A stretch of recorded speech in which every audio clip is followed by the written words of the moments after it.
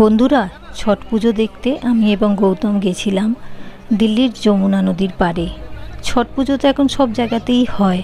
আসুন তো জেনে নিই ছট পুজো আসলে কি, ছটি মাইয়া কেন বলা হয় এবং এটি মূলত সূর্য ও ষষ্ঠী দেবীর পুজো। জানেন তো, সূর্য আর ষষ্ঠী দেবী দুজনে ভাই বোন। ষষ্ঠী দেবী হচ্ছে ওনার ভালো নাম উষা। মহাভারতে দ্রৌপদী বনবাসে থাকাকালীন সূর্যের কাছে প্রার্থনা করে তার সব ইচ্ছে পূরণ করেছিলেন। অন্যদিকে রামায়ণ অনুসারে সীতা এবং রাম বনবাস থেকে ফেরার পর এই ব্রত পালন করেছিলেন। ছট শব্দটি সংস্কৃত শব্দ ষষ্ঠী থেকে এসেছে এবং এটি দীপাবলির পর ষষ্ঠ দিনে পালিত হয়। পৌরাণিক প্রেক্ষাপটে আমরা দেখতে পাই মহাভারতে দ্রৌপদী যখন তার পাণ্ডবদের সাথে বনবাসে ছিলেন তখন ধৌমা ঋষির পরামর্শে তিনি সূর্যের উপাসনা করেন। তার উপাসনার ফলে তার সকল মনোবাঞ্ছা পূর্ণ হয়। রামায়ণ এবং সীতা যখন লঙ্কা থেকে ফিরে আসার পর রাবণকে বধ করার প্রায়শ্চিত্ত করতে এই ব্রত পালন করেছিলেন।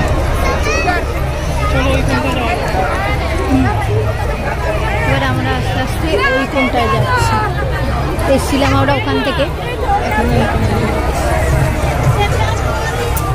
একটি লোকবিশ্বাস অনুসারে সীতা মুঙ্গেরের কাছে একটি নদীর তীরে এই ব্রত পালন করেছিলেন। মূল কেন্দ্র ঐতিহ্যগতভাবে এটি পূর্ব ভারতের বিহার, ঝাড়খণ্ড, উত্তরপ্রদেশ এবং নেপালের তরাই অঞ্চলে পালিত হয়। ঐতিহাসিক ও সাংস্কৃতিক প্রেক্ষাপটটি কি? প্রাচীনকালের ছট পুজো একটি অতি প্রাচীন উৎসব যা ঋগ্বেদে উল্লেখ করা আছে। ছড়ালকি করে বর্তমানে প্রবাসী ভারতীয়দের মাধ্যমে এই উৎসব বিশ্বজুড়ে জনপ্রিয়তা লাভ করেছে।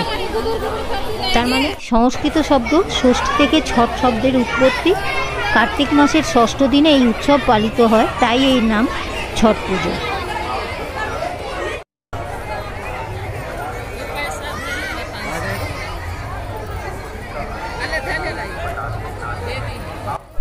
এই ব্রতের আচার অনুষ্ঠানটি কীরকম? 4 দিনের এই ব্রতের প্রথম দিনে ব্রতধারী বাড়িঘর পরিষ্কার করে স্নান সেরে শুদ্ধাচারে নিরামিষ ভোজন করেন, যাকে নাহায় খায় বলা হয়। পরদিন থেকে উপবাস শুরু হয়। ব্রতে দিনভর নির্জলা উপবাস পালনের পর সন্ধ্যায় পূজার শেষে ক্ষীরের ভোগ গ্রহণ করেন। এটিকে বলা হয় খরনা। তৃতীয় দিনে নিকটবর্তী নদী বা জলাশয়ের ঘাটে গিয়ে অন্যান্য ব্রতীর সাথে অস্তগামী সূর্যকে অর্ঘ্য অর্থাৎ দুধ অর্পণ করা হয়। মেন যমুনা নদীর ওপারেও মনে হয় কি জানি ব্যবস্থা হয়েছে কিনা, দেখতে পাচ্ছি প্যান্ডেলে আছে। আর যমুনার এখান থেকে নিয়ে এইখানে ওই ব্যবস্থাটা করা আছে। ব্রতের শেষ দিনে আবার ঘাটে গিয়ে উদীয়মান সূর্যকে পবিত্র চিত্তে অর্ঘ্য প্রদানের পর উপবাস ভঙ্গ করে পূজার প্রসাদ রূপে সাধারণত বাঁশ নির্মিত পাত্রে গুড়, মিষ্টান্ন, ক্ষীর, ঠেকুয়া, ভাতের নাড়ু এবং আখ, কলা, মিষ্টি, লেবু প্রভৃতি ফল জনসাধারণকে দেয়া হয়। আমরা যেটা দেখেছি সেটা হচ্ছে ওখানটা, আর যমুনার গায়েও একটুখানি করে দিয়েছে। আসুন আস্তে আস্তে নিচে নামবি, একটু এবারে থেকে আছে। এটি বছরে 2 বার পালিত হয়। প্রথমবার চৈত্র মাসে, যাকে চৈতি ছট বলা হয়, এবং দ্বিতীয়বার কার্তিক মাসে, যাকে কার্তিকী ছট বলা হয়। এই যে আমি ভিডিওগুলি তুলেছি এগুলো যমুনা নদীতে দিল্লির। এটি হচ্ছে কার্তিকী ছট 2025। তার মতে প্রথম মনু প্রিয়ব্রতের কোনো সন্তান ছিল না, তাই তার পিতা কাশ্যপ মুনি পুত্রেষ্টি যজ্ঞ করতে পরামর্শ দেন। এর ফলে তার পত্নী মালিনী একটি মৃত পুত্রের জন্ম দিলেন। মৃত পুত্র শিশু দেখে তারা বিলাপ করতে থাকায় আকাশ থেকে এক দিব্য কন্যা প্রকট হলেন।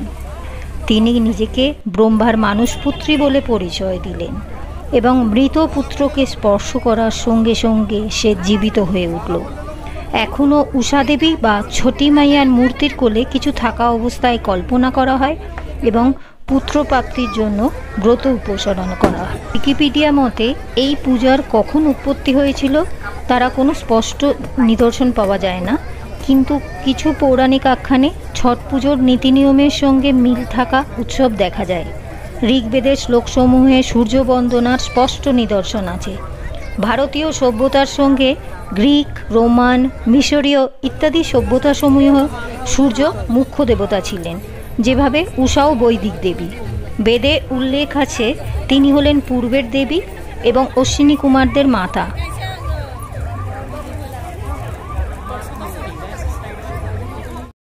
ড্রোন চালিয়েছে।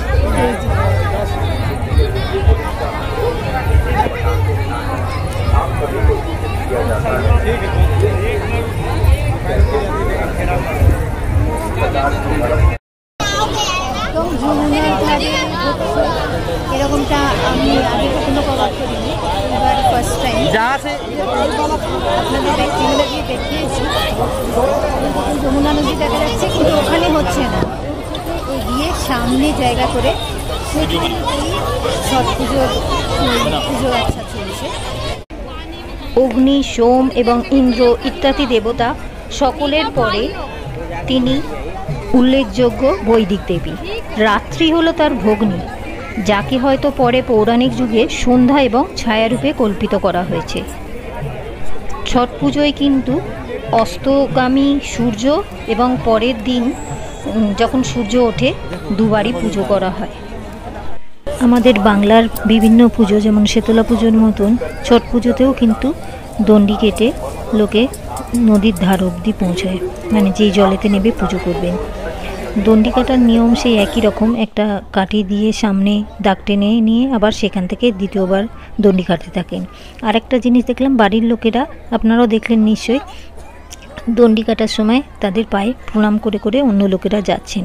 আরেকটি জায়গায় দেখলাম যে দণ্ডি কাটছেন যে পায়ের নিচেও দুধ ঢালতে ঢালতে যাচ্ছে। যারাই এই 36 ঘন্টার এরকম কঠোর উপবাস এবং নিয়মকানুন পালন করে ছট পুজো করছেন, তাদেরকে সূর্য ভগবান সমস্ত মনস্কামনা পূর্ণ করবেন, সবাই সুখে শান্তিতে এবং সম্পূর্ণ সুস্বাস্থ্যের অধিকারী হবেন। আর এই যে জায়গাটায় প্রথমে আমরা এসেছিলাম, এইখানটা তো যমুনা নদীর পাশেরটা, কিন্তু এর আগে শুরুতে আপনাদের যে দেখিয়েছি একটা বড় জলাধারের মতন, সেই জায়গাটায় প্রথমে যেখানে কভারেজ করেছিলাম সেখানে সমস্ত মিডিয়ার লোকেরাও কভার করছিলেন, কিন্তু দ্বিতীয়বার যখন আমরা যেতে গেছি তখন ওখানে আর প্রবেশ করতে পারিনি। তার বদলে আমরা যেটা করলাম, এইখানে নিচে যমুনা নদীর পাশের অঞ্চলটা কভার করার পরে আমরা চলে গেলাম ওপরের দিক থেকে। ওপরের দিক থেকেও অনেকটা এরিয়াল ভিউ পাওয়া যায়। এই দেখুন আমরা ওপরে চলে এসেছি, যেটা আমরা নিচেতে দেখিয়েছিলাম পুরো জলাধারটাকে আমরা অ্যান্টি ক্লকওয়াইজ ঘুরে ঘুরে দেখিয়েছিলাম, সেই জায়গাটারই ওপরে চলে এসেছি।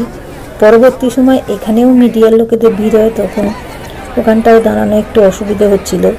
এই ভিডিওর শেষেতে একটি কোনো চ্যানেলের কভারেজের অংশবিশেষও আপনারা শুনতে পাবেন। আর আশা করব এত কষ্ট করে বানানো ভিডিওটি আপনাদের যদি ভালো লাগে লাইক, শেয়ার আর সাবস্ক্রাইব করবেন এবং সবাই সাবধানে থাকবেন, ভালো থাকবেন, আনন্দে থাকবেন। দেখতে থাকুন সুমিতার পথের পাঁচালী।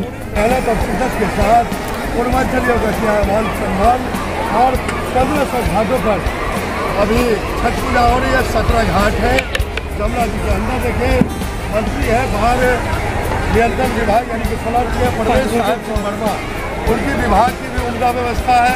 PWD ने भी उम्दा व्यवस्था करी है और सुरक्षा की व्यवस्था भी बड़ी ही लाजवाब दिख रही है। तो पूरी तरह से छठ में बना वातावरण जिले के आज लोग हाथ करने वाला है, मिहिर झा के साथ पूरा वातावरण